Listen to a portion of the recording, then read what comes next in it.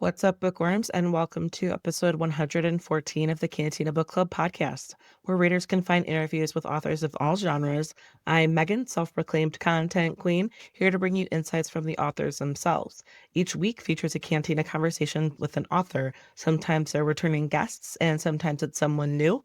So please be sure to hit that subscribe button so that you never miss out on an episode, and feel free to browse through existing episodes so that you can catch a previous interview about a book you finished. Today's episode features a chat with Namrata Patel. We're talking about her book, Your Next Life Is Now. That book just came out last week. And so this is my fourth title that I've read by Namrata. And by now I just know that I'm going to get a good story. For women's fiction lovers and people who enjoy those types of stories, heartfelt stories, and who also are searching for more diverse voices in their reading lists, I'm always going to recommend Namrata because I know that her books are going to just be so great, especially Your Next Life Is Now. It's really cool to see how she's grown as an author and how the risks that she's taking with her characters and her storylines. Some spoilers do pop up in these conversations, but the episode is more enjoyable if you've read the book anyway. So if you don't know why, I give Namrata props for making certain characters spicy and attractive and book boyfriend material. Hit pause, add this episode to your playlist, go pick up a copy of Your Next Life Is Now. The interview will be here when you're ready. Just a heads up that I often use adult language to express my feelings towards the authors and their work. Whether the characters need to get their shit together or I am saying what the fuck to Namrata Patel for making me feel things, just please be mindful around listening ears. Right. And now a word from Crystal Hope, founder of Book Podcast Connection. Hello, listeners. My name is Crystal Hope. I am the host of Must Love Books podcast and the organizer of the Book Podcast Connection. The BPC is a networking group of over 100 book-related podcasts, from fantasy to romance to horror and every genre in between. There are even podcasts for authors and writers. Check us out on Instagram at Book Podcast Connection or at www.bookpodcastconnection.com and discover your next bookish obsession. And now I know I'm biased, but I definitely recommend that you all check out the amazing plethora of bookish podcasts and subscribe if you're looking to get more out of your reading lists. And without further ado, get ready, grab your favorite drink. Here is Namrata Patel. So today we've got Namrata Patel. We're welcoming back Namrata Patel. We're talking about her book, Your Next Life Is Now, that is available now, just released. Namrata, thank you so much for joining me. It's so good to catch up again. I just finished this book. It's fresh in my brain, and you made me feel a lot of things. I got a bone to pick with you about it. So I'm excited to chat more today. Oh, I'm excited for bones to pick because but thank you for having me. It's always great to speak with you, and I'm so excited to be here and to have a healthy conversation about what's Yeah. going Yes, yes. It's a healthy bone, healthy on. bone to pick. Yes. Um, So to get started, and then so I'll follow your lead. I've been doing different is like following your lead on whether you want to be spoiler free or spoiler friendly, and we'll just be mindful. I don't think like there's not a whole lot of spoilers up until like the end. Yeah. But other than that, a lot of it's like because it's character driven, and I don't think there's a whole lot of threat there. But it's up to you. So Yeah. I'll just follow your lead. I'm spoiler friendly. How's that? Okay, 'Cause cool. I'm one of those people who even if I know the end of a game, like sports ball game or anything, like I'll still watch it. Even if I know the end of a movie, I'll still watch it. That's so funny. And sometimes it's like less anxiety inducing. Like, okay, do all the characters live? Okay, I'm okay. I I can, think a lot of readers are like that. I've yeah, heard even authors who are like, they go to the last page or last few pages to see how it turned out to know that like, oh, is it worth my time? I'm like, I don't, because I it know. reminds me of like with these series, especially in some genres where it's like a series of books, and Mhm, I accidentally spoiled myself from like just viewing character art. And it's just examples where, particularly with like couples who are endgame, so it's mhm. like when I finally read a series and then I already know they're not endgame, so I'm not invested. I'm not getting that like, Yeah. tension of will they, won't they? Oh, but they're not even gonna end up together. So it's like, And I think yeah, so that's the only part where I'm like, it depends on the type of book, right? So, like, next time we talk, if we talk about my fifth book, I can't give any spoilers, so we will have to talk in mystery because it's like 4 interwoven mysteries happening from, like, the very beginning. So I don't even know how to talk about that book, so that'll be I fun. and it's that's again, that we could be spoiler friendly and Yeah, just have a big old spoiler warning message, and that's true. but yeah, that we'll cross that bridge when we c with when and if we come to it. Yes. So, can you to get started, can you share a summary of the book so that people can follow along? Yeah, this is a mother-daughter story about 2 women at crossroads in their life, all around the question of marriage. The daughter, who is the main protagonist of the story, is never planned to get married, and her boyfriend proposes, and she knows it's something that her mother has never wanted for her. And her mother has been stuck in this marriage for 35 years, and she sees her daughter's acceptance of the engagement as a sort of impetus for her to make these major life changes and decide that she's going to live her life on her terms for the first time at 60. So it's really a journey of 2 women around this question of marriage and what it means. And I wanted to spend some time on talking about hyphenated lives and the assimilation, because 3 decades, and we've talked about this before because this is like the ethos of my writing. In 3 decades, how fast a generation changes from what it was for an Indian American woman 30 years ago to the agency she has now 30 years later is very interesting to me, and so rapid. Like, the change is so rapid, right? That I can't even wrap my mind around it. So yeah, that's what I wanted to explore in this book, and really told through 2 different POVs to really give the reader a sense of what it may be like, or to connect or find some sort of, not even relatability, but find that point of understanding with something that they may not be familiar with. So when I think about 35-year-olds reading this book, maybe questioning, like, God, why didn't she just choose, like, why? And then maybe older women being seen as like, yeah, it was hard. It wasn't easy to make choices for yourself back then. So that's really what I I wanted to talk about.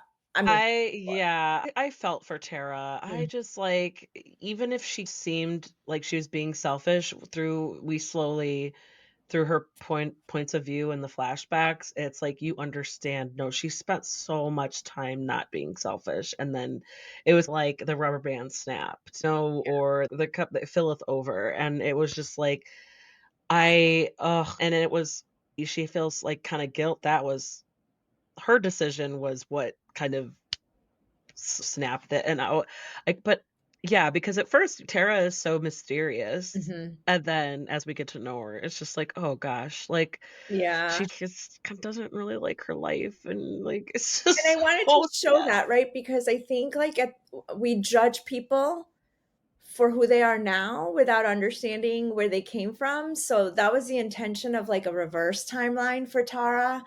Was in the beginning of the book, she's not a sympathetic character, and you don't know why, and you don't know why you don't like her. She's cold, she's aloof, and you don't understand what. Especially through Nikki's point of view, she's just like, When daughters don't know their mothers, right? That was another thing. We both live in hyphenated, right? A lot of readers usually say if these 2 characters just had a conversation, but if it was so easy to have a conversation, right. we wouldn't have a world. We wouldn't have tension. We wouldn't have pain. We wouldn't have anger. It's just, it's not that simple. And especially when you are generationally apart and you have the mother daughter dynamic, like, our moms don't share their lives. Like, maybe 3 months ago, I had to ask my mom, like, "What age did you reach menopause?" Ye Because it's just it's not a thing that we grew up with, so it's not a thing we thought of. So Nikki didn't think to ask her mom, like, "Why are you like this?" She just understood that this was who this woman was, and for her, at the beginning of the book, it's like through a lens of sadness and through a lens yeah. of feeling ownership over her mother's happiness, which is terrible, right? It's Yes, such a it's a terrible. horrible way to live, Yeah. and poor so we'll get into it, but Okay, I'm sorry. like, I'm Jay no, it's fine because 'cause I'm like, that just makes me think of Jay, where he was, like, the perfect he might make the book boyfriend list. He was, like, so perfect. Because at first I was like, "Oh," I maybe for me personally, I wasn't sure what to think about him, like, okay, he seemed like a great guy, but then it was like, "Oh, he doesn't he's being difficult," but he's just being like, Nikki, please. And he's so patient with her and he just like he loves her so much. And I love it, especially I don't know, like we'll get into it, but it was like Yeah. towards the end, I was like, when it came down to it, like he made moves and he declared like his loyalty and he was like, no, enough. Like I loved it. He was like, you can be part of this or not. This is what's gonna happen. And I was like, damn.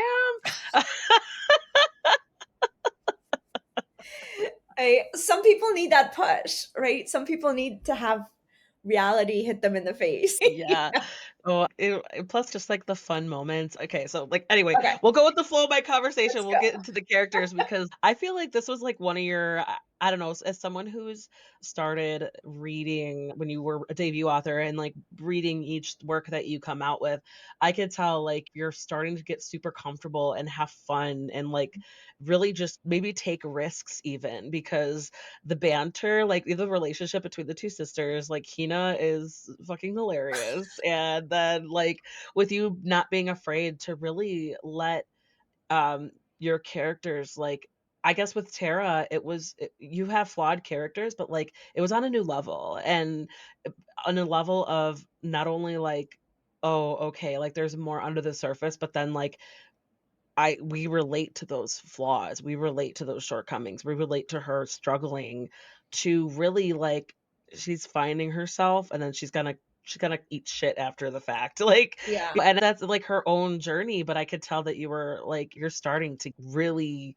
you're like, you got a couple of titles under your belt, now you're like, "Alright, like, let's go," like You have to grow as a writer, or I want to grow as a writer, right? And you become more comfortable in your skills.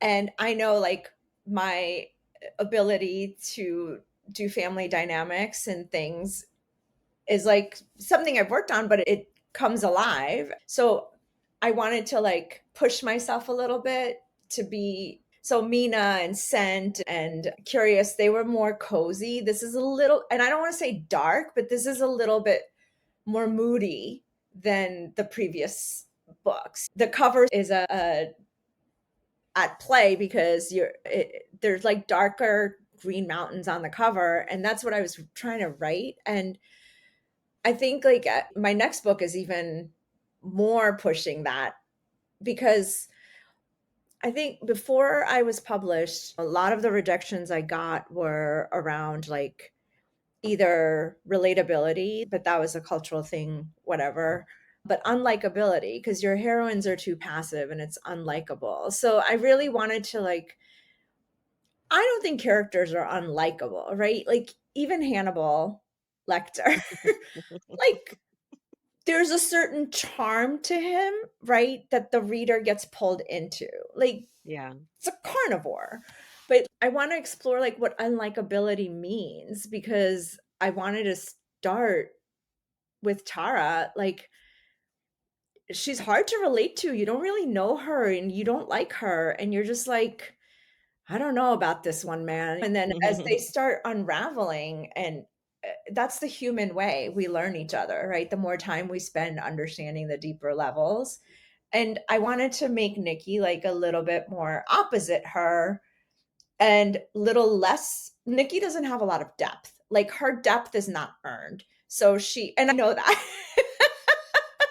because I was like, what would a child who felt responsible for her mother, so they're both emotionally stunted. So when you're emotionally stunted, but you have to adult, like Nikki's 35, there was a reason I made her a life coach because sometimes what you can't do, you preach, right? So like Yeah. her pithiness, none of those things are deep that she, like those little statements at the beginning. And I just wanted to like show the juxtaposition that you don't have to have depth for likability or unlikability, but you have to grow. Like Nikki has to grow and she has to come of age later. And that's I think a lot of it for Indian American women particularly, you don't come of age until your 30s because you're just treated as a child until you're married, and then you're all of a sudden you go from child to wife to mother, and Yeah, you don't have your mistaken 20s. I did. But you don't have, like, a lot of us didn't have mistaken 20s where you get to learn and grow and build right. that muscle. Where you make the mistakes without someone holding your hand, yeah. So, it's yeah, it was I'm glad you picked up on it because it is a moodier book tonally, and, Yeah, I love that though, I love that you're because with women's fiction, it can be like we know what we're expecting, right? And then it's like, oh yeah, you sprinkle some romance in there, you sprinkle some funny moments to ease the tension a little bit to kind yeah. of like have that balance. But I think there's still, even if it's what to expect, there's still like a lot that you could do with it, even if you're that readers are gonna expect it to end up one way or the other. And this is what I try to do with all my books. Like, you can read it at surface level and be entertained, hopefully, and you're like, "Oh, that was a fun book, period," and you move on, right?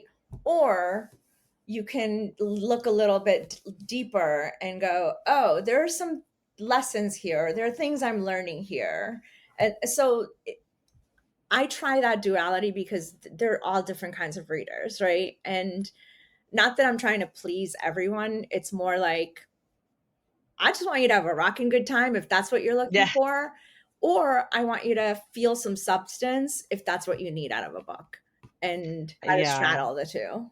And that's I think where, like, the opportunity comes with the genre and is like because a lot of women's fiction, it's just, like, it takes you there and it's deep. The episode that just I released was with Grace Helena Walls, and that was, like, another women's fiction, but I was like, that went to a place where I was like, "Okay, what the fuck, Grace?" I was like, because I felt things, and I said that to her, and she just started laughing because I was like, "It did." That's why I was like, "I got a bone to pick with you because you made me feel things." Yeah, But it's like a good bone. It's like because that's kinda like what you hope that the reader can connect and yeah, you make something resonates, and even if because I can't relate to some of the things, but it's all at the same time, I'm like, it's the human part of the yeah. character. If Yeah. the amygdala is working, you can feel something for Yeah. even fictional characters, and honestly, like, I'm not an easy crier. Like, I don't just emotionally, like, I'm my heart is, like, encased in a vault. It's not like an open wound. But reading is where I get to connect with, like, reading makes me weep. I can pick a book when you're just, like, Seriously. sobbing, and You're like, "Wait, why am I feeling this in, like, my throat and in my it's eyes? your Like, why?" catharsis, right? Yeah. Like, and it's like, and then you feel relief and you're like, "Oh, this is I've been carrying all of this. I let it out. It's like, "Okay, it's the book, it's not real." The characters are gonna be fine. They don't Right? exist." Like, It's like, in my head canon, it's great, everything's great. everything's great. You and a kitty. Okay, so we mentioned your background and stuff and how you're growing. So for the next question I usually like to ask is about the research. In your next life is now, did you approach it the same way as you approached your previous works? Or like, because it is, like you said, like it's stepping out baby steps into what you're challenging yourself and you're exploring a little bit. If there was anything that like maybe you had to get more authenticity or get more into the zone of learning more about these things because there's like little pockets of stuff where Tara's character in particular, she is like her dream was to be an astrophysicist, and she's just always talking about the stars, and so much of that language is so beautiful and so specific though, and it's like a running joke with amongst her family. I loved it so much. So I wanna, like, explore and see how did that differ from what you've done before, and maybe the most fun or surprising things that you learned, stuff like that. Yeah. I did multiple lanes of research for this book. So usually it's like one thing that spurs, like hotels or MIT. This one, I specifically wanted to talk about, like, assimilation. So I did my graduate thesis in dual cultural identity and East West. So I went back to some of those textbooks, and there are some books like They Seas in the House and Karma of Brown Folk that were written in the 90s that really talked about what that generation was in this, like, sacrificial generation that got Yeah. stuck in between East and West. And then I did some research on like where are hyphenated identities now, and there's so much more research and like what assimilation looks like, so that I got the nuances right. The fun part of there were two fun parts of research. One was like, because I'm doing reverse timeline, I was like, when was the internet invented? Like, how did people like, because I was like, oh, she has that specific piece of paper with a phone Yeah. number, then committed to memory. And I'm like,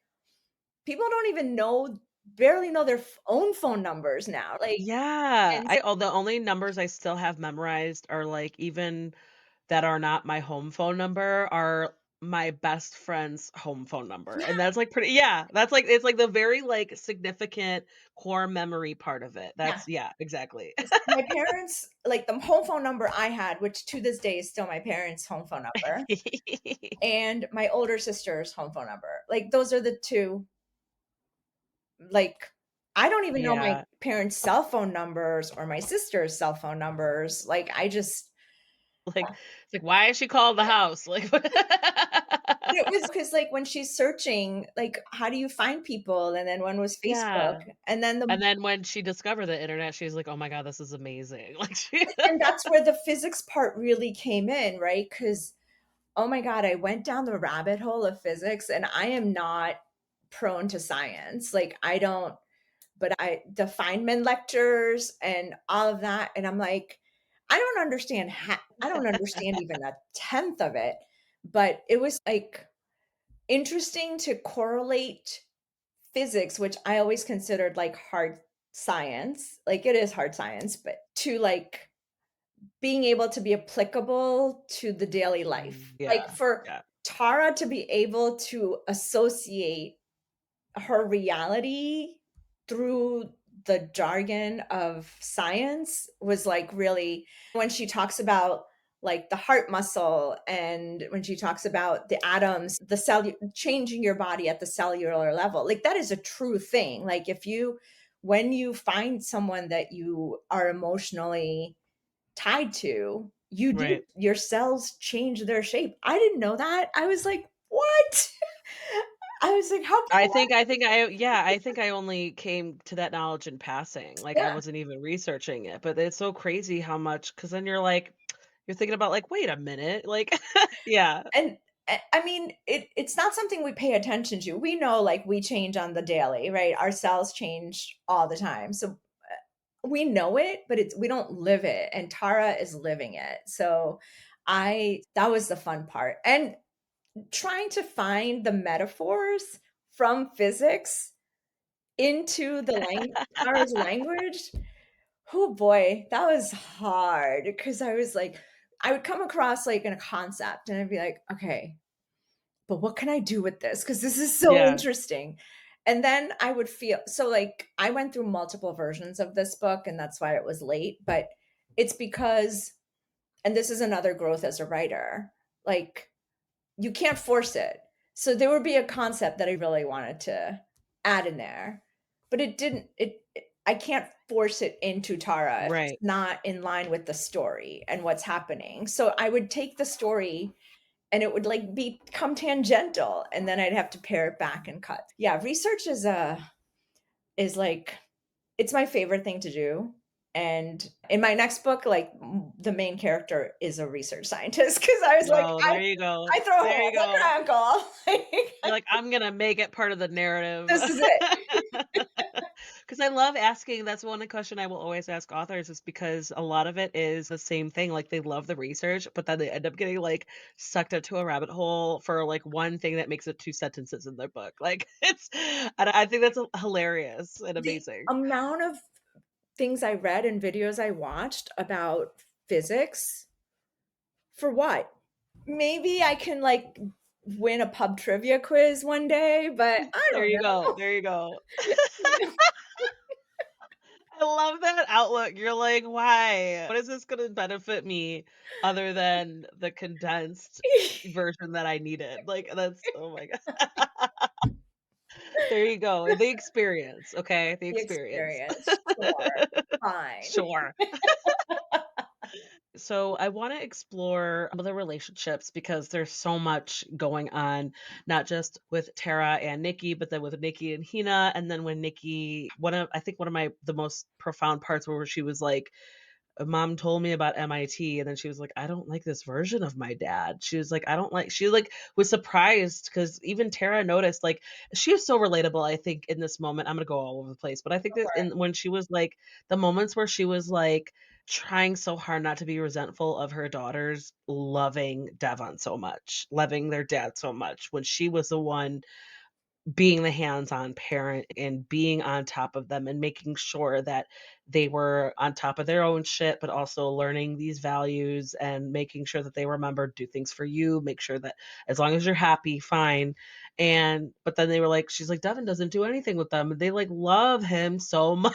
They get like so excited because it is. I think that's so common for mothers too, where they are the ones who are like, but I don't know. I guess it depends because I feel like moms are the default parent, but then also maybe it's because I have 2 little boys, they are like, they come to me and they're like, "Don't tell dad." And I'm like, "I'm gonna have to tell him, but it's okay, we could figure it out." You know what I mean? It's like, "Okay, we'll approach this." And my kids are like 5 and 8, so it's still lots of years ahead. This is their level of "Don't tell dad." But, like but then also with the marriage, arranged marriage, and then with Nikki and Jay, where they genuinely have a connection and they feel for each other. They really do. They're falling in love, they're in love, and she does wanna is looking forward to spending the rest of her life with him, but then she just has her own questions and her own second doubts, second thoughts because of she's like, "Wait a second, like, this is what my mom doesn't want." And it's there's so much going on and, like, how I just wanna explore, like, all the different character relationships. You can go off on any pair that you Yeah, feel like wherever the conversation takes you, but I feel like there's so much potential, so many talking points yeah. with everything that you've got going on with your characters in the story. If I could give, like, 2 more POVs, it would be to Devin and, Hina, the sister. I think those 4 because that's such an interesting family and the dynamic Yeah. of their family, because between the sisters, Hina and Nikki are very different, and they like, Mm, one of the things that's, like and you know this with 2 boys, your boys don't have the same parents. Like, your one child has different parents than your other child, and, like, that just I wanted to show that because the relationships are different. Like Hina has a more pragmatic relationship with both Devin and Tara. Like she's made peace with the dysfunction and her choice was to live her own life, her own path, on her own journey, and interact with them on her terms. And so she has a hard time with Nikki, who is like clinging and stuck to these versions of Tara and Devin that almost make her feel responsible for them. yeah. So, and I think like daughters and mothers have a different relationship than daughters and fathers, just like fathers and sons and fathers and mothers and sons. I have sisters, I don't have any brothers. Are you the middle child or are you Yeah, the yeah. okay. I love it. Thanks for remembering me. Anyway. Biologically, I'm the eldest. Our older sister, like, joined the family Okay. later after her parents, and she joined the family later. So there's an Okay. 18-year difference between me and her. Oh, I mean, yeah, I got it. My older sister is from my mom's first marriage, Yeah, and so it's me and my brother, but technically I'm the middle. So, yeah. because like my sister's 10 years older. Yeah, no, I get it. So Yeah. it's like eldest. Anyway, I think I skew more towards middle child syndrome anyway. But I forgot what I was talking about. Oh, so the I think mothers and daughters are more critical of each other and judge each other more. And that's learned behavior through generations, right? And Yeah. daughters and dads, like culturally, we're just a culture to love our dads. Like we're daddy's girls or and my parents, like that dynamic, they both worked, but my mom raised us, my mom cooked, cleaned, fed us, made sure we had went to the dentist, did all of the women's labor, right? And my dad would work, come home, eat. He wouldn't even put the dishes in the sink. Now he does everything, but at that time, like and still It was like, "Oh, dad's our favorite." And it's just because you're conditioned in different ways, and when you have a parent who is, like, critic being critical or saying, "You have to learn to cook, you have to learn to clean, you have to help with the chores," that already upsets the dynamic. And it isn't until later that we appreciate, like, when we become our own mothers, right? And when we that like, I kid you not, now I'm going all over the place. Like, 3 months ago, my mom had some surgery, and so for, like, 2 weeks, my dad had to, like, take care of the house and her. And when I say take care of the house, like, just making tea and doing the dishes, and, like, because Yeah. food was getting delivered and stuff, and he was like, "It's a lot of work." I'm like, "Dad, mom was doing this plus working full time, plus she had to deal with me and Amy, and, like, Yeah, yeah. you're doing dishes after tea. Like, what is It's happening here?" it's like, wait, yeah, it's like you got 5 days in and you're like, "Oh, this So is then ridiculous." he's like, "I never realized how hard your mom worked all these years." And I'm like, and that's the thing, right? So, like, Tara and Hina have, like, Tara Nikki particularly had this view of her father that changes once she learns more about her mother, because then you have that, like, woman to woman sort of relatability, and the hesitation for her wasn't just to please her mother, and I could have done a better job at this because hindsight is 2020 and you're always rewriting. Right now, a lot of women in their 30s and 20s are really culturally being pushed away from marriage because of red pill and all of that stuff. Look, no judgments. I personally think you choose to do whatever you want, and that's your life. But you feel that external pressure to be like, well, I'm a self-sufficient, I have my own business, and now I'm gonna, like, take this traditional path and be married? Like, what is that? So there's those are the pushes and the pulls for Nikki, and she's still emotionally stunted, so she can't make that decision. She can't, like, push She has herself towards she that. she has to be shown or told that multiple times before she's like, Yeah, "Oh," like, and it is because she still is not. There's even, like, a moment where Jay is like, I thought we figured this out, like, you're still doing this," yeah, and he, like but it's also change, it's not a straight line, right? It's not change or growth. It's just like, of course, there's gonna be setbacks or relapses, and it's just like that's a beauty of it, of why the struggle is so profound and why it's so meaningful because you're like, it's so easy to fall back into those old habits or that thinking, yeah, and then when she's shown multiple times where it's like, this is an example of where you this is like straight up, this is a situation where you would have fallen back into your old habits, but this is an opportunity for you to show yourself how it could be going forward. and I was showing, And like, every time Tara took a step forward, Nikki took a step back, because, like, every change, Nikki wanted to revert to the old person, right? Because what do you mean my mom's, like, doing all this stuff, and who is she? And I gotta protect her, and I gotta make sure that she's okay. So you, like, fall back into your patterns. You yeah. just do. Like, it's and I know it's supposed to be fiction, right? So I know that the readers would be like, just take a straight grow straight like across, but I was trying to be, like, a really conscious of being realistic in this book, even though it is fiction, and Mm. there are elements that are completely not realistic, and I get that. But yeah, then I Jay, it's funny you say that he would make a list. Like, He, like, I don't know what, there were some moments where I was like, he put up with so much shit and that he tried his best to, like, communicate, and he was so patient, but you could tell, like, the love was there even if he was, like, his frustration or his resolve. But there was just some moments where I was like, "Oh, Namrata's getting a little spicy," like, it was just I'm I think it was, like, one moment where he was, like, asking her to do something, or he was, like, telling her, "No, that's not the right answer." They were being playful, and then he was like, "Good girl," and I was like, "Ah, Namrata did it!" You working did on it. it. I'm working on it.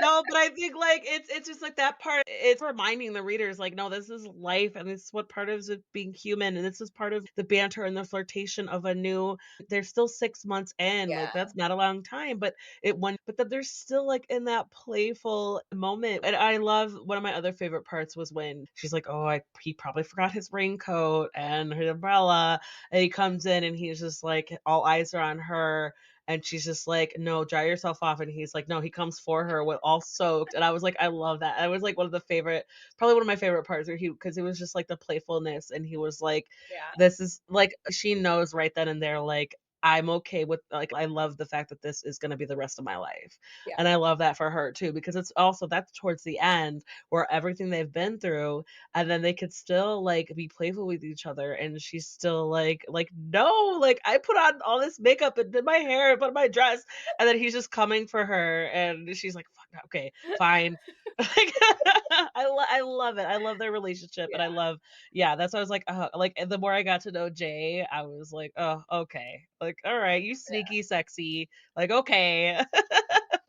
We just I write women more real and I write men more idealistic. Swoony, Yeah. yeah. No, I think that's a lot. It's there's the thing, it's like, fictional men written by women versus If I wrote written men's by men, fiction, yeah. I would write different. Yeah, Maybe one day yeah. I will. Like, but I don't know if I can write Reacher because that's just too violent. Like, I don't need my men violent. What if, like or maybe you could imagine, like, a retired preacher.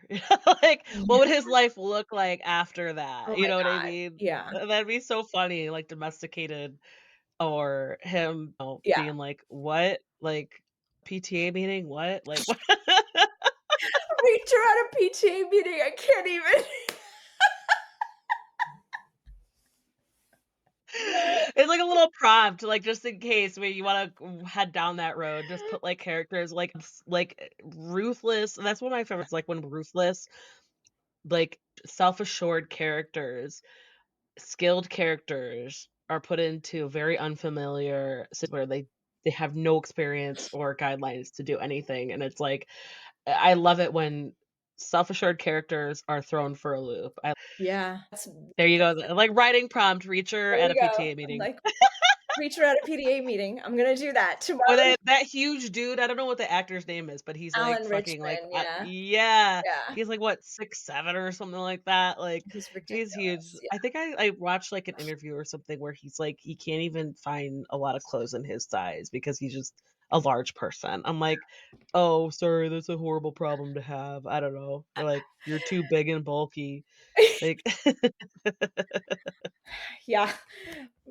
White, that's so big, funny. bulky men problems. Sure. Exactly, exactly. Attractive. Sorry, you're, like, huge and muscular and Yeah. attractive, and you can't find Life you is have trouble finding shoes and clothes in your size.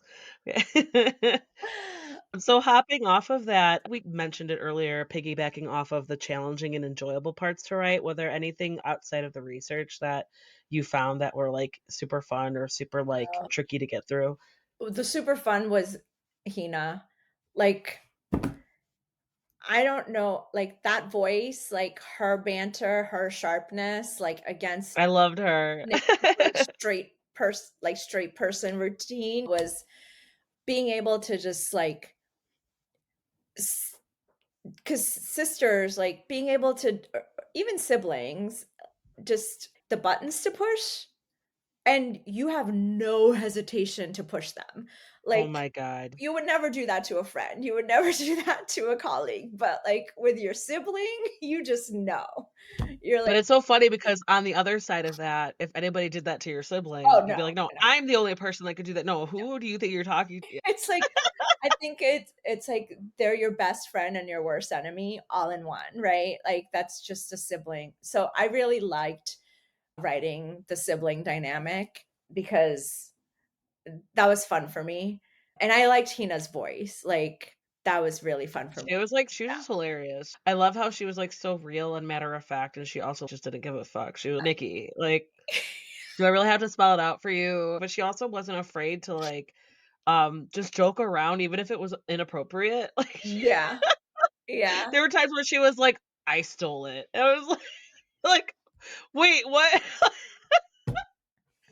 And then when she was on Jay's side, when he was like, he did his final, like, "You can be a part of this or not, we're Mhm. leaving," and she was just like, I love That that. I was family like, scene at the that oh, when she's, like, on the swing and just watching with like, almost figuratively yeah, the eating popcorn, yeah. popcorn. I think the hard part Tara was hard because she was just so sad, and Ugh, she was, like, and that sadness doesn't go away, right? Because you have how do you live with 30 years of regret? Like, how do you move past that? And you're not gonna do it in the course of the book time, right? Like, how do you like, you have to continue to push to not go backwards and go, "Oh, woe is me, these choices."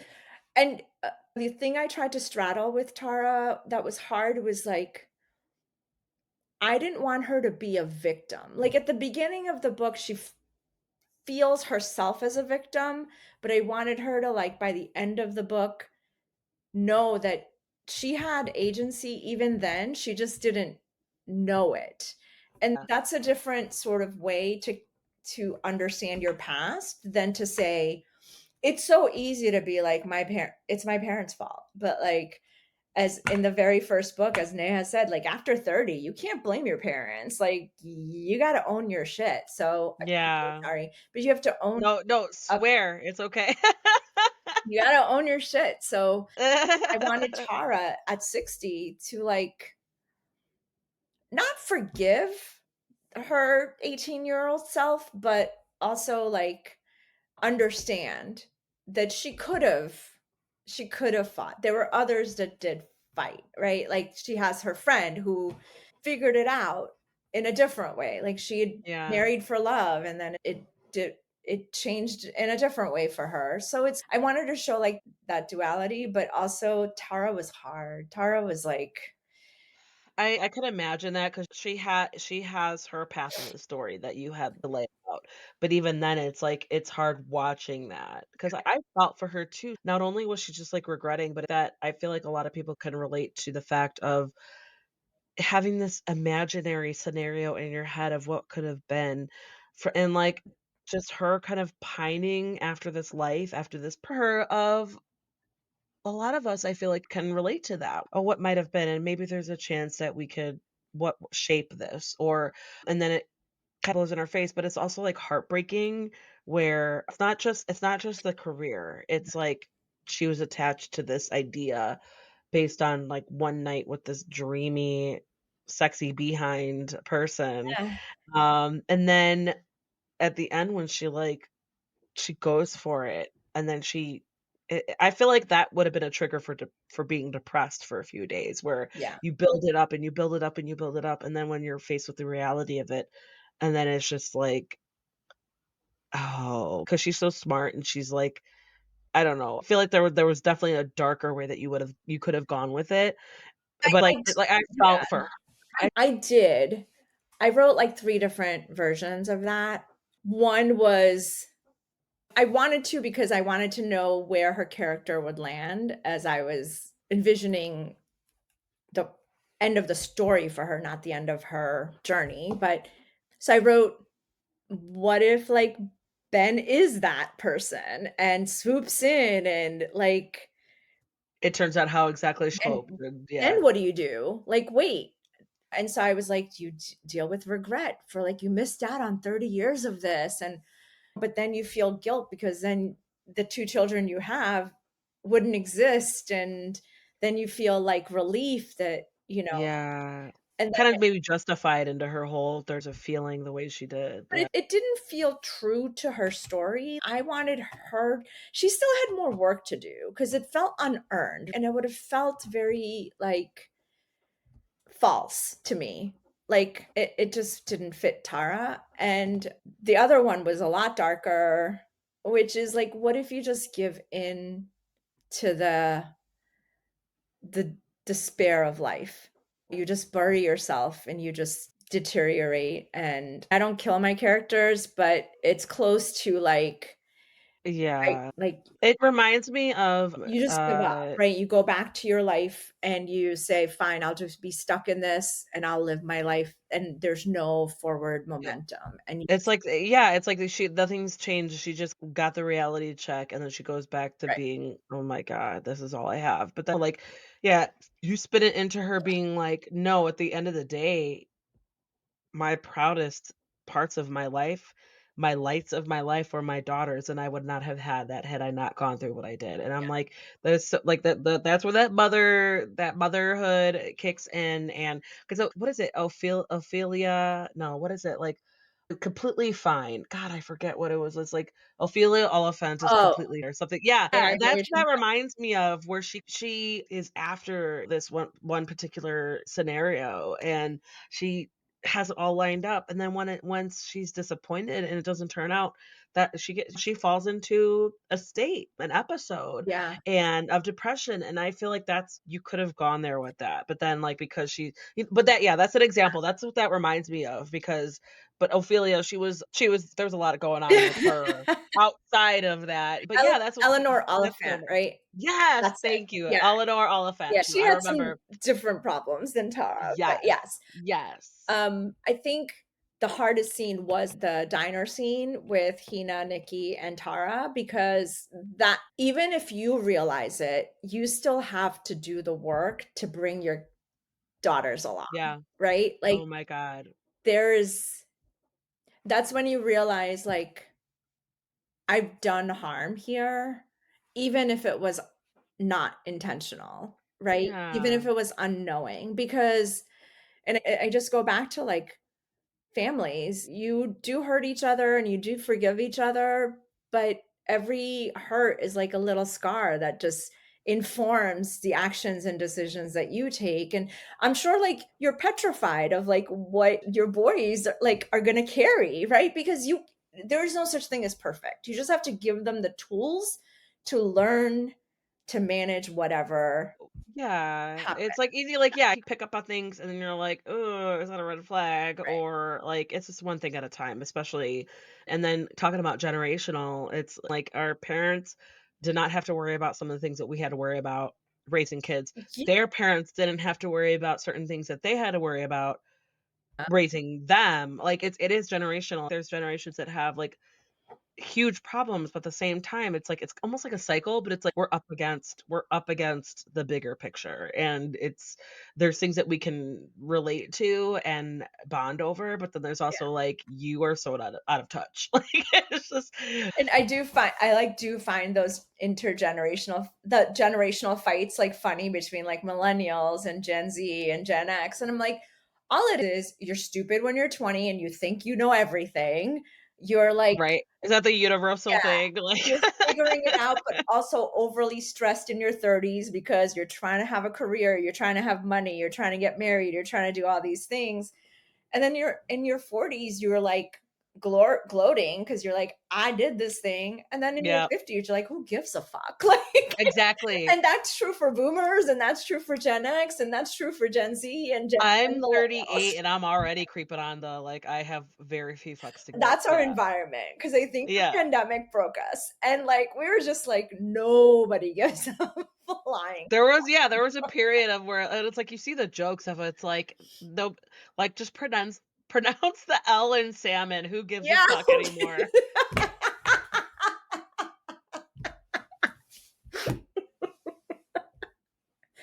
And then it's like, if that doesn't Yeah, sum it up, it's like, right. who ca there's bigger fish to fry and nobody cares. Yeah. It's like yeah, it is. No But we do care because our human physiology still makes us feel.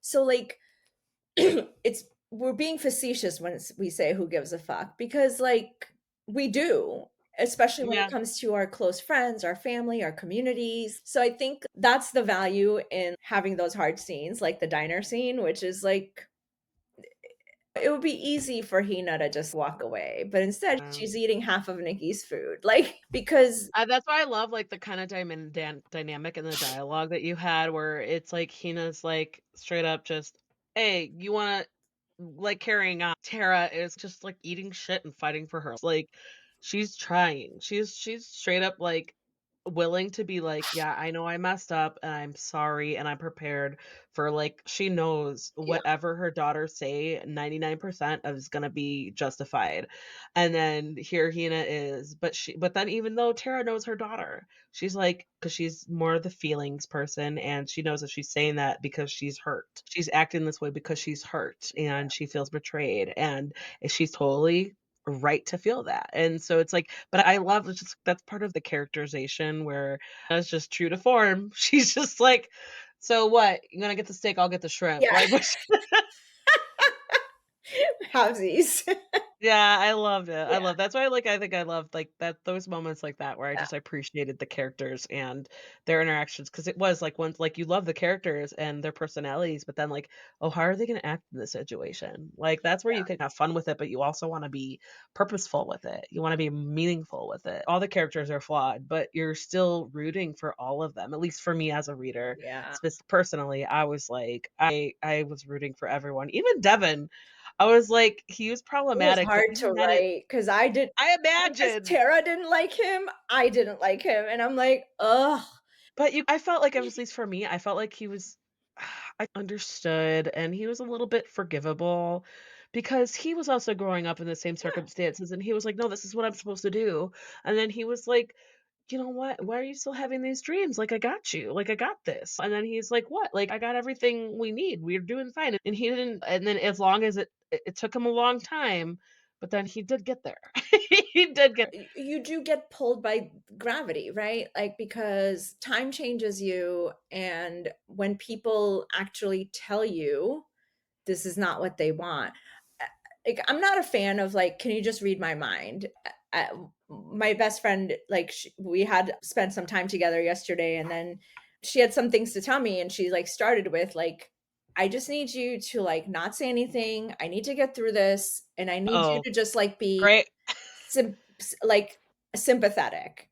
way to start a And I conversation. was like, you know what? Like, those are tools we didn't have when we were younger, but we have them Yeah. now. And so, like, for Devin, if someone says, like Tara, he couldn't read Tara's mind for the entirety of their marriage, and she wasn't willing to share her resentments with him. So, yeah, in a way, he was a product of his circumstances, Yeah. and he was performing his gender that he was taught to do within his culture. And so it just, he had to be sympathetic.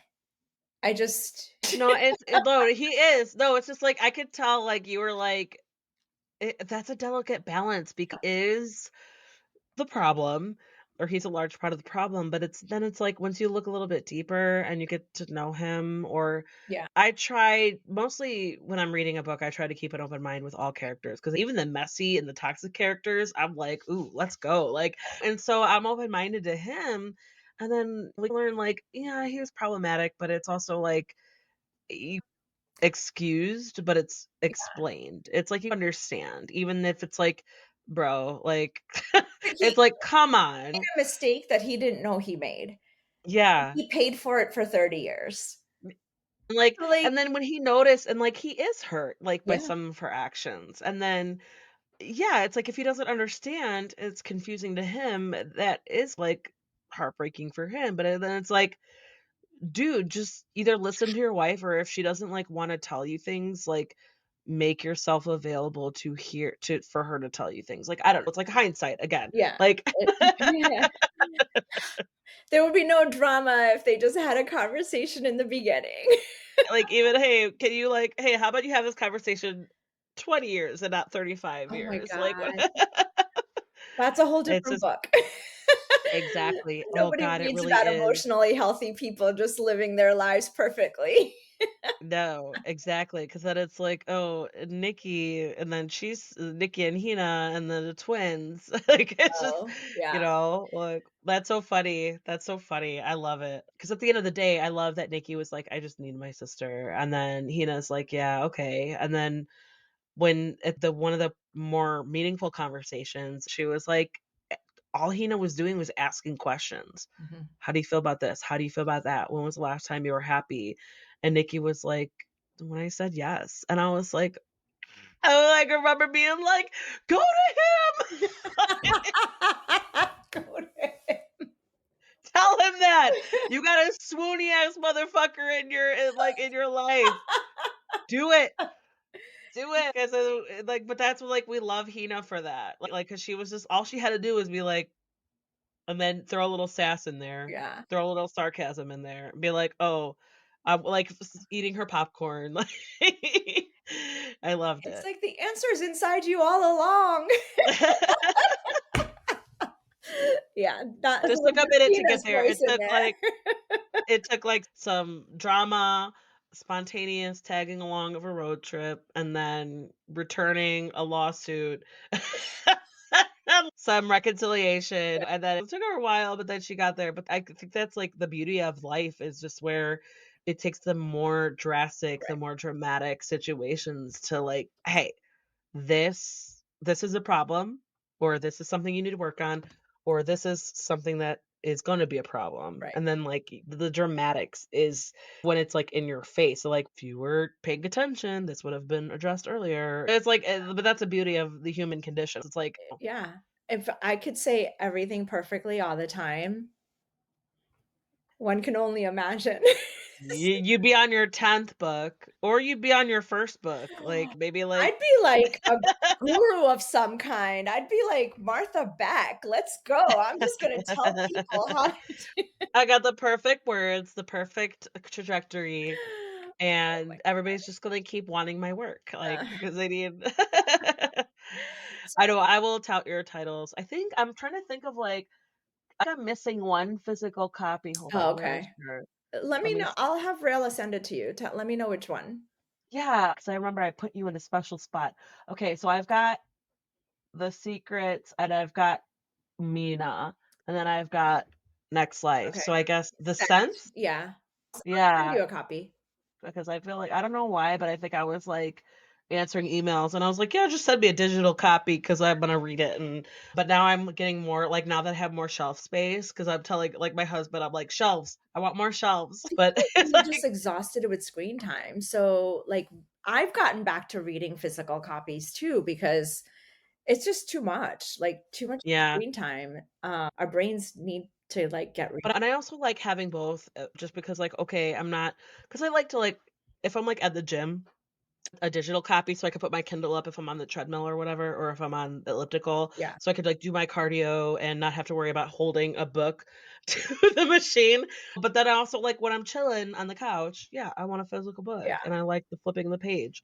So no, I get all of it. And then audiobooks, I'm not an automatic audio listener, but yeah, it depends. Like if it's a book that I'm not because when I interview authors, I like to take yeah, notes. And so if audiobooks, I'm like, "Okay, no, I'm gonna do dishes or I'm gonna cook or chop up food or I'm gonna go for a walk or a run mhm, where I'm gonna have my audiobook or even podcast, whatever." So that's like where I'm doing something else. But like if I'm reading a physical book, then I got my notes. So it's just for me personally, that's situational. Like, oh God, what was it? Like the Stormlight Archive by Brandon Sanderson. I that was even though, like, I feel like that was enough where I would like, maybe I should have read it, but, like, I listened to it, and if the narrators weren't as good as they were, yeah, I could not have done it because it was, like, 250 hours for all 5 books. The shortest book was, like, 48 hours, and I was like, "What are" like, because it was recommended by my cousin who he's like, "I need conversation, I need you to start this," and I'm like, "Okay." And I love Brandon Sanderson even before I started the Star Mode Archive, I loved his writing, so I was like but then I was like, "Oh, shit," because there's just so much going on, and with my brain, I'm like because you gotta tune into that when yeah, you're reading physical yeah, books or digital, but the beauty of it is, like, you can go flip back a couple pages, be like, "Wait, what?" But then when you're right. listening, you're like No. I just Yeah. listen to audiobooks when I'm driving, so I know, like, Yeah. super engaging, like, Project Hail Mary is probably one of the best audiobooks Oh, I've yeah, and that's gonna listened become a to. movie. I can't read that book because I can only listen to that book because the narrator is so good. But yeah, You get a the little like, spoiled. audiobooks, like, I need books that I can leave because 'cause I'm not driving every day. So it's like, Yes. okay, I'll stop here and then That's I'll a pick good it point, up that's and important. maybe I'll remember where I was. But, yeah, physical books is more like and I like the leaving a bookmark and My bookmark is the jacket. Like, I just put the jacket in. Like, it's progress. So, Yeah, exactly. I think I, like, for a while, I had, like, the note that oh god, who was it? Like yeah, I had that, yeah, I I had got that as, like, a CVS bookmark. receipts, like, I've had Yeah. hair ties, like, anything to place my Like, oh, hair tie. Oh, yeah, is this, like oh, is this a sticker? Oh my god, where should I put it? I'm gonna put it on my next notebook. there you go. I love it. When I got it, I was like, "Oh my god!" Because it's so cute. It's like a little, like Yeah, it's yes, undercover it's so secret. it's so cute. Yeah, I love it, yeah, I don't know, I'm a sucker for, like yeah, and I got your oh, Namrata and Raela, yeah, yes. Yay. yay. So, yeah, no, I'm a sucker for, like, little knickknacks, like Yeah. stickers and character art and all that stuff. Absolutely. Okay, let's see here. Did you pick your Are we doing bone? Did you pick your bone? a little bit, yeah. It was mostly because I felt for Tara and you put her through it, and it was just, like, her whole journey was emotional. It was just, like, I felt for her because she was, like, not happy for so long, and then she when she did have that she had bravery. She was so close to doing it, and then something happened and she couldn't. Yeah. And then she just acquiesced, and it was so sad because it was her point of view. It was like and then I think the moment where she was, like, pining after Ben, and then when she finally did it, and then it was so underwhelming for her, and but I think that needed to happen for her. Yeah, but so that those were my bones to pick where I was, like, feeling so attached and so I just felt for her as a character in her journey, like I told it was just heartbreaking, but at the same time, it was like, "Tara, this is overdue." Like, Yeah. you know? It wa Let it go. yeah. But, like, who hasn't had that, like, dreamy, all night long date that with, like, what you think is your perfect man, and And then when she finally reconnects with him, it was like it was such a normal encounter, at least yeah, on his part, because he was like, "I'm sorry, I don't remember your name," and she was just like that was a slap in the face for her because she was like, "I have been remembering you, and you have been living rent free in my brain for, like, 35 years," yeah, and for you to be like, "Oh, what?" That was her first cue, but then she handled it, and, like, the fact that she was able to fall back into that natural cadence, but also go a little bit deeper and be like, "What I think about, like, what would have happened." And then he followed up with, like, "Why didn't you call?" And she was like, "I was getting married. It wasn't right." And then and it's like, again, sexy Ben too. He was like, "How did that turn out?" Like, it was just like he was so yeah, smooth. yeah. He was Like, yeah. smooth, but I Yeah. wanted, like, a very I wanted him, like he was so charming in his 20s. I wanted that to stay in Yeah. 30 years later, but yeah. Because he was like he did what he set out to do, and, like, he was focusing on work, he was focusing on himself, and not really looking towards the traditional finding family and having wife, kids. He wasn't that wasn't him. No. And then once but then she thought that wasn't her, and probably it still isn't, but then she was like, "No, at the end of the day, like, I could not give up my kids." Right. Like, no. Yeah. There's, like, such a permanence to motherhood. It's It really is, because 'cause I'm like, I think I resonated because I was like, I never saw myself or wanted kids.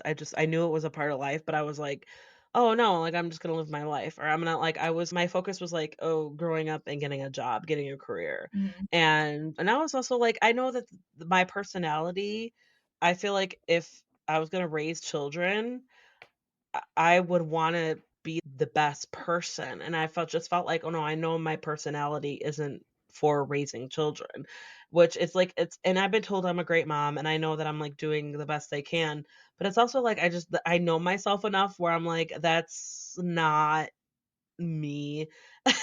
But now I'm like, of course I couldn't imagine without them. I can imagine even as frustrating as it is and chaotic and where my kids drive me nuts, and they're both boys, so it's like the Wild West out here, and I sound like a broker because 'cause they're 5 and 8. Like, they're still in that age where it's like chaos and it's like the second born, he's like a true second born. He's I joke about like him being the spawn of Satan because he just chooses violence every day.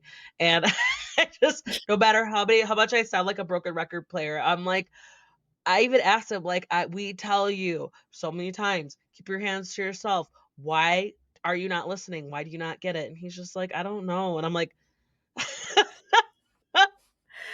I'm sorry I asked. I know. So, yeah, it's like that part of it where, like, I recognize her because it's like, yeah, like, you just wanted to focus on her career, but she had, like, the bigger aspirations, more serious aspirations where she was like and she agreed to it on that condition, and then when it didn't happen, it hit her so much harder, where it was like, for me, I had a good handle I had a little momentum, a little start on my career before I got pregnant. So I that's where kind of we differentiate, but still I could totally relate to her Yeah. because I wasn't born into a traditional cultural family where that was like she knew that even before like she was of age, she knew that was what's going to happen. Yeah. And so I can't imagine how as modern and as progressive and as accepting as the generations come to be, how people in that culture, your culture, are, like, looking out the window, like Throughout history, like, for women, that was an inevitability, like,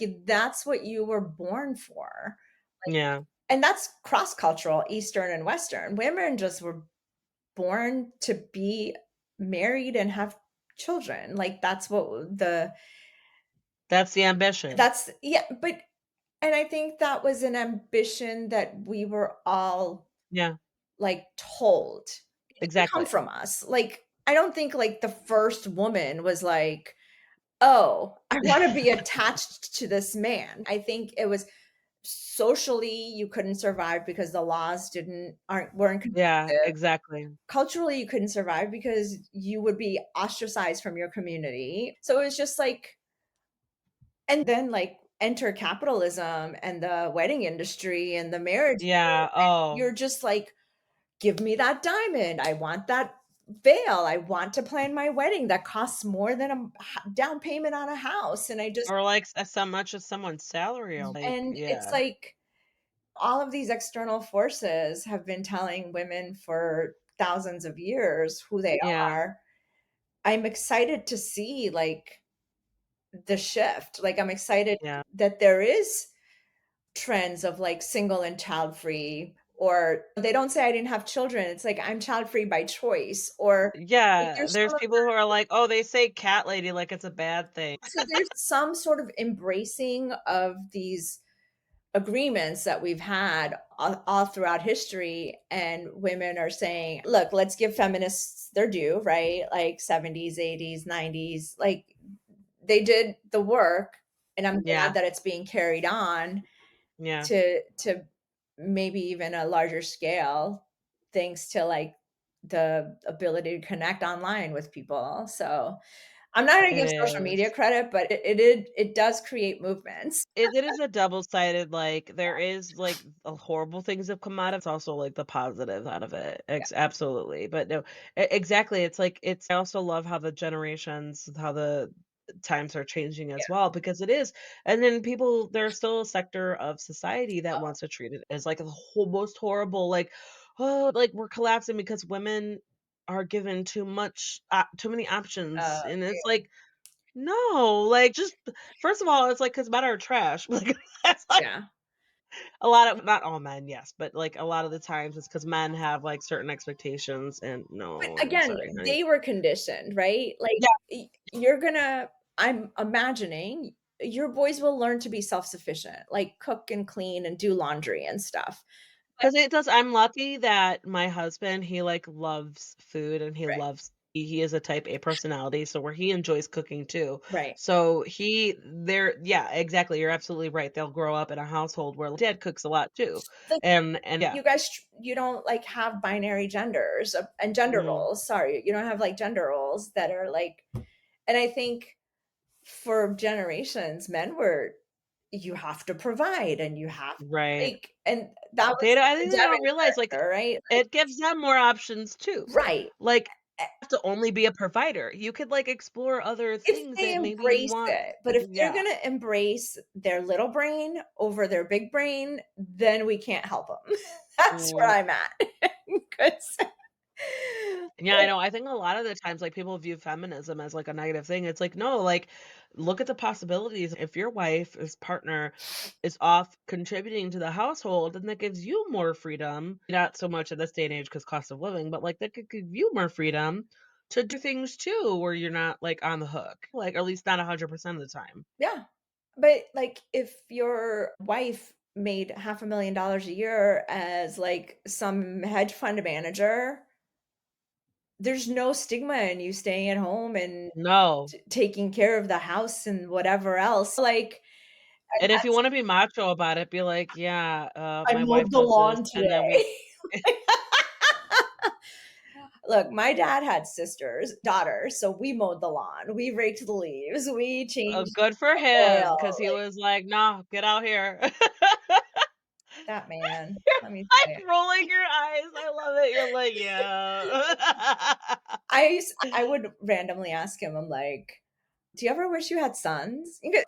He's an Indian man in his 80s, like, Yeah, he grew yeah. up before the partition. He was born before the partition, but I was like, "Do you ever wish you had sons?" And he's like, "Why? I have you and your sister." I was like, "No, dad." He's like, what would a son do that I didn't teach you to do?"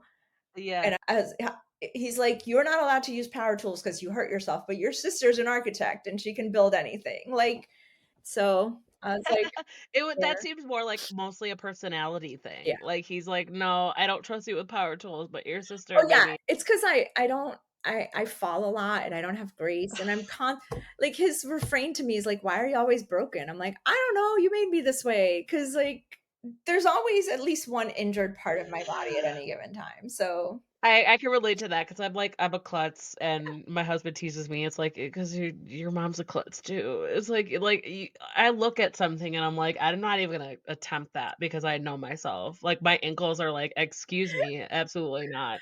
I was Like, like, I I get have it. to get up on a ladder at the top step to change a smoke detector. I'm like, I'm gonna pay someone to do it because this will And that no, but you know enough now because your father made you do it, you know enough now to like, "Nope, I'm not doing that." it would involve me in a body cast because that's what would happen. It's like, what's more expensive, hiring someone or medical bills? Exactly. So No, that's I know, that's why it's like, there are like, I will accept some things that, like, are men's jobs versus women's jobs, but it's also like, women are so capable. oh, yeah. Yeah. They're so capable, and It's men just are capable too. If my husband I was like, "You wanna do laundry? Do laundry." I refuse to do his laundry, but I'll do the kids' laundry, and I'm like, "Okay, I agree to do the kids' laundry and the towels if you are in charge of giving them baths." yeah, Like, and then that was acceptable. yeah. That was acceptable. And Absolutely, there's because a they're like, difference between things you like to do and are not interested in doing versus, like, you have to do because of your yes. role or your gender. Like, so, like, Exactly. yeah, if you like to cook, great. That's why I love how you gave Jay's personality where he was like, he's the cook, and Nikki was like, she was more than happy to, because she was, like, reaping those benefits. She Yeah, was like, and then yeah. and And I can imagine Jay as a father, he would probably be the one who's like, "I don't have time to do laundry, but I could give them a bath." You know what I mean? Like, I can imagine him as like that. He was yeah, just, like, so amenable, and Jay just seems as he's just so happy to, like, have his woman, and he was one of the most touching scenes was he was like, he was hurt, but he was like, "I know this routine, I know what you're doing, I can't let you do it, here, please, like, take this," and I was just like, "Ah," like, the man who was swallowing his pride, and he just loves her so much where he's just like, yeah, yeah, "Okay, I know," because even he said he knew, like, even as she regretted the words, and he was like, there was a sense that he knew that she regretted the words, that she was just angry, and she didn't want to need him, but he knows her, and he picked up on that, and he was like, I'm gonna make sure that you're taken care of before I give you your space." And that's why I was like, I think that's what part of the things that made him so desirable and so, like, just swoony, because it was just like, ugh, and it's just a matter of, like, understanding the partner and giving her what she needs, even if she doesn't want it, and then giving her what she wants. It's like, "Okay, yes, I don't wanna leave, but I can't sit here and see you unless I know that you're taking this pill and you're drinking some water and you're having some food, and then I'll give you your space." And it was almost some points where I was like, "Oh, Nikki, like, you are bordering on not deserving him." Like, The foundation for Jay, like, I at the core of Jay, he's kind. So, like, every action he does, everything he says, like, there is a note of kindness in it. Even when he's telling her some real, he's doing it in a way to still be kind. And I think that's why it makes it hard because I had to show Nikki emotionally not on par with Jay. She was not as mature. So like she was there are parts where there are scenes where she doesn't deserve him because like he's so kind and you're but like she needs that as a partner to yeah. teach her and grow like she needs because if she met her match who is just as driven who is just as stubborn who is just as stunted that wouldn't work like that would No. be bad that would be And someone toxic who was just, like, so patient with her. yeah And I think a lot of it was because you demonstrated that he was already used to his mom. He was already used to his parents, or he was just like, okay, like, he met a woman that he could not he, like he was, like, devoted to, and then he also understood. hmm He understood, but he was also on the other end of it, where he was like he decided to break that, but she was still under that. yeah And but also, again, bringing it back to Hina, where she was like, him not getting angry makes it difficult to argue. And she was like, "Yeah." because like some when you can't meet kindness with like anything but emotion because you're not you don't understand it you gotta Yeah. fight it's like like And then you get mad that they're not yeah mad, and it's it's like like you yeah, can you just meet me where I'm at for once like I can't meet you where you are I haven't gotten exactly. there yeah I mean having had some relationships where I'm like we're just gonna be mean to each other I'm like there's value in that It is. It's yeah, it is just, like, being real, and it's just, like, as long as there's, like, a an understanding, it's like, yeah "I love you, but I'm, like, so angry right now," or, "I'm so angry," and then later being like, yeah "Yeah, I recognize that was wrong." It's like there's a level to it. There's a level to it where there's, like, an understanding because like, the emotions and regulating and being in a relationship with someone else who have to become familiar and learn how to love someone with your pattern, and it's just like that's why I'm like, "Jay, why were you so perfect? Why were you so perfect?" because he's fictional But then you made him, like, a little sneaky sexy, like, you had it Yeah. he had his moments, he had his moments. Wait till you So, meet the next book boyfriend in book 5. He's you're take it a little further. Mhm. Yes, I love it. Yeah, I love it. there's a little Go bit more there. spiciness, and he's a quarterback coach for Boston College, so he's like Jack Mm. Reacher level. Yeah.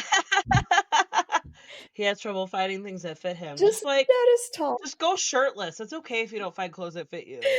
Yeah, Just go without clothes. and the But main character is a hot mess, so, like, my favorite you said hot mess, I'm like, "I'm giving you hot mess."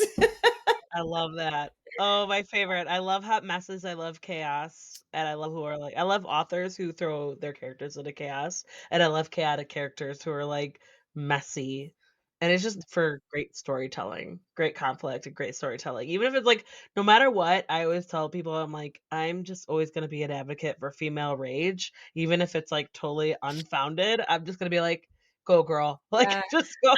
I haven't done Rage yet. Like, I think if I were to ever revisit Millie from Scent, which was my 2nd book, she could do female rage. Like, I think I haven't done that, but yeah, I like Yeah. so just like a teaser for the next book, it's the reason that the main character is a hot mess is because she wakes up with someone else's memories. And she's like, "What the fuck is happening?" I would wake up a mess too. I would be like, "Did I drink too much last night?" Mhm. Like, I would be like straight up, yes. Yeah. Oh god, there's so many I can imagine, like, how do you write a character like that where you're just They're like, "What the fuck?" Like It was so fun to write, like, I'm still in edits for it, but it was Yeah, so so you're, like, in that world fun still, to yeah. write and play around and, like, to that point, like, go a little bit darker, a little bit deeper, and in that one, I'm more exploring, like, a father-daughter relationship Okay. because I again, that dynamic is interesting. It's It is. it's Absolutely. yeah. So, anyway, So, a couple more questions before we wrap yeah, up here. Thank you so much for the time that you've given me so far. I want to ask you this with all the work that you're doing and the things that you're playing around with in your work. What do you do to take care of yourself? Like, get yourself in the zone, out of the zone, just to self care, all that. yeah. It wasn't easy. So, I was working full-time as a marketing professional for a majority of my career, and then I really got, like so I'm Gen X, so I'm not like I roll my eyes at burnout until I experienced it, and then I was like, "Oh, maybe there's a point to all of Yeah. this," and You're like, wait, yeah, okay. I had to make a decision, and I moved away from my marketing executive professional corporate career and decided to just, like, spend a year being creative. So I just wanted and it's been great. Like, it took about 3 months to detox from that because when you're living on Yeah. adrenaline for so many decades, you don't change overnight, It takes a minute. Yeah. and you feel I felt like a lot of purposelessness and, like, you have to mourn what you gave up, and I was, like, really just what do you call it? Disassociating. So I was just like watching TV or like just not really taking care of myself at all. And That's also okay. That still sounds like relaxing. I don't know. Like, it does, but like you spend too like for an author, I already spend enough time in my head. Like to now spend that much time in my right. head was like becoming a little bit detrimental. So I again, I'm like there are habits that I try to pick up that I just dropped right away. But then there are a few things that have stuck and I'm in a much like 6 months out, I'm in 9 months out, I'm in a much better place. And I credit that to like journaling. I spend some time journaling, which again, the Gen X in me is like, come on, but it works. And then the other thing was paint by numbers because like Yes. let me The tell you, mundane, like, little, like, something like at least a creative s- something creative. if I can keep my hands busy, my brain is quiet. And so like that those two things have like really and obviously like walking and going to the Yeah, gym and I don't I eat love right, that. but the eating right hasn't affected me at all because like yeah. No, hey, I feel like we could all eat more vegetables.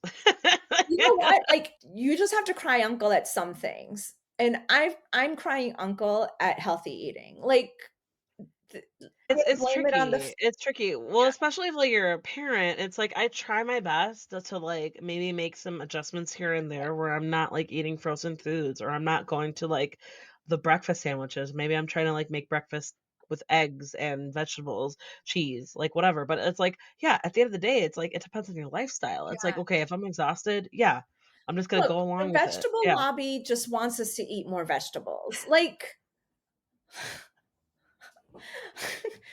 it's fine. Nobody became healthier by eating broccoli. Like, sorry. Don't apologize because 'cause you're just like, The "It's the broccoli fucking lobby is man." gonna come for me now. It's the man, it's the man. The man just wants you to eat healthy. I think, like, I limit my processed foods because now we're talking like my insides are embalmed by processed foods anyway, and then Well, like, it beneath depends the on, like, layer of kids 'cause microplastics. We're all oh, you just accepted it. I have.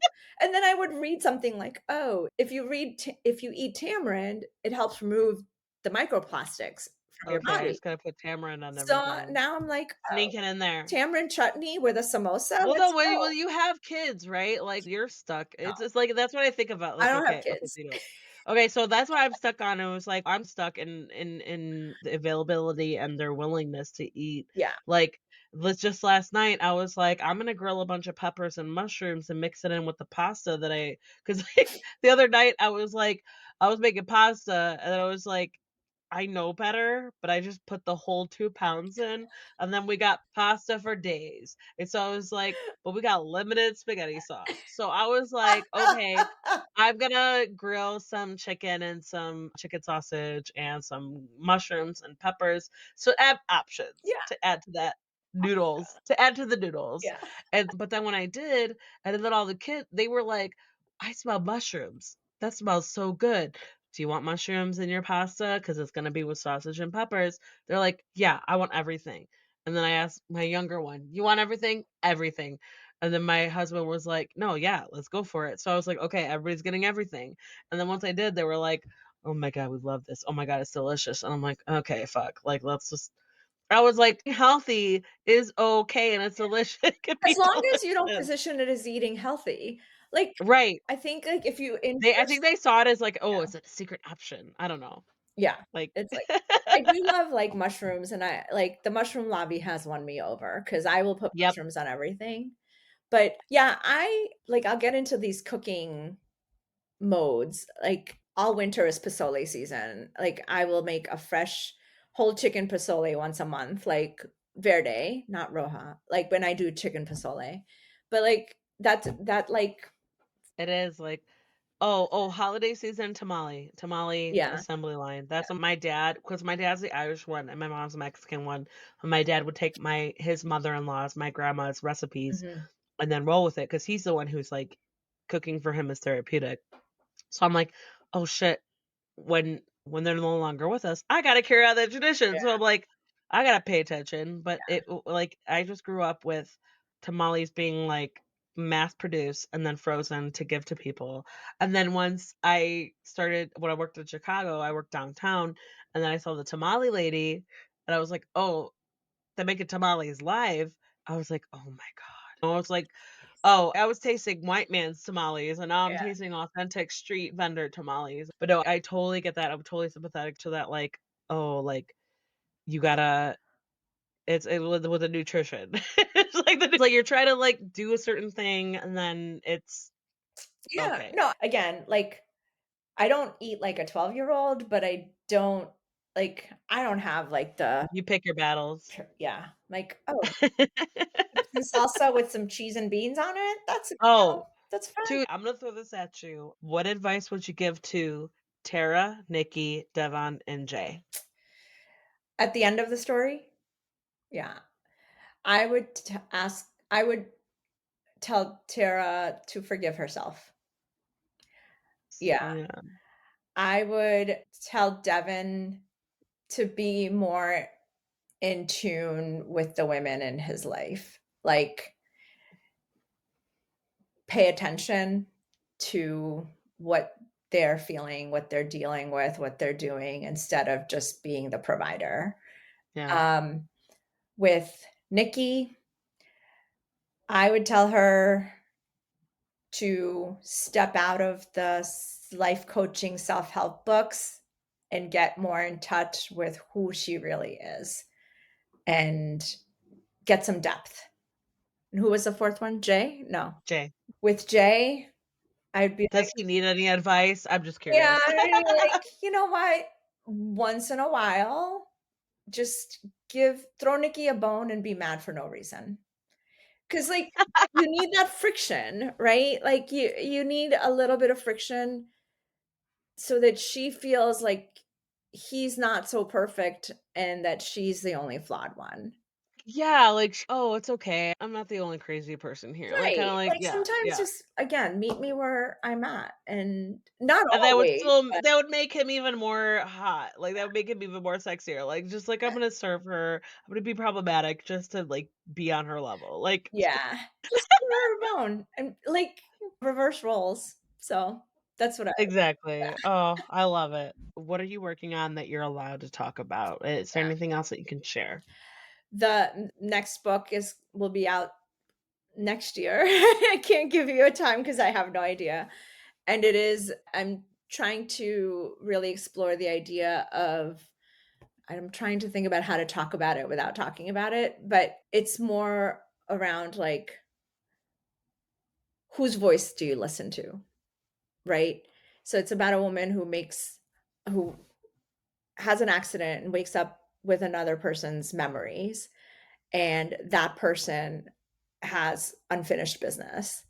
And Mm. so the woman tries to be like, I have to she's getting these voice in her head that she has to finish this business, and through the course of that, she finds her own voice. So, that's yeah. Oh, that sounds so interesting. It's kinda like, what are you gonna do about it? Even though it's not your problem, what are you gonna do about it? I love it. Yeah, but, like, sometimes, like, it's a quest type book. Like, sometimes we go on quests thinking it's for other people, but it turns out to be, like, for us, right? Yeah. Okay, so that reminds me of, like, I just finished Dungeon Crawler Carl by Matt Denneman, Ooh, I have and to write that down.